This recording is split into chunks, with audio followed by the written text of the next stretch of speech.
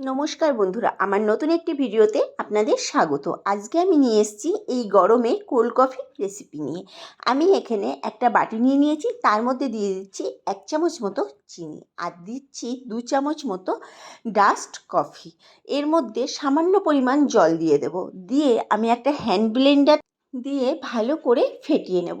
15 থেকে 20 মিনিট ফেটাতে হবে। দেখুন আমার ব্যাটারটা তৈরি হয়ে গেছে। আপনারা একটু সময় নিয়ে কিন্তু ফেটাবেন। ব্যাটারটি যত সুন্দর তৈরি হবে, কফিটা খেতেও কিন্তু তত সুন্দর হবে। আমি এখানে একটা গ্লাসের মধ্যে লিকুইড চকলেট দিয়ে দিলাম আর 1 চামচ মতো ব্যাটার দিয়ে দিচ্ছি। আর 2 কাপ মতো আমি এখানে লিকুইড দুধ ব্যবহার করেছি। এই গরমে গরম চা কফি খেতে কারই বা ভালো লাগে বলুন। আর দিয়ে দিচ্ছি কয়েক পিস বরফের টুকরো। আর বাকি ব্যাটারটা আমি উপর থেকে দিয়ে দিচ্ছি। আর একটা ক্যাডবেরিকে আমি এখানে পিস পিস করে কেটে নিয়েছি। কেটে উপর থেকে সাজিয়ে দিয়েছি আর উপর থেকে দিয়ে দিয়েছি কিছুটা ডাস্ট কফি।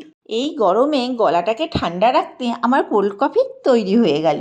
রেসিপিটি আপনারা বাড়িতে ট্রাই করতে পারেন, আশা করি ভালো লাগবে। যদি ভালো লেগে থাকে একটা লাইক, কমেন্ট, শেয়ার এবং সাবস্ক্রাইব করে দেবেন।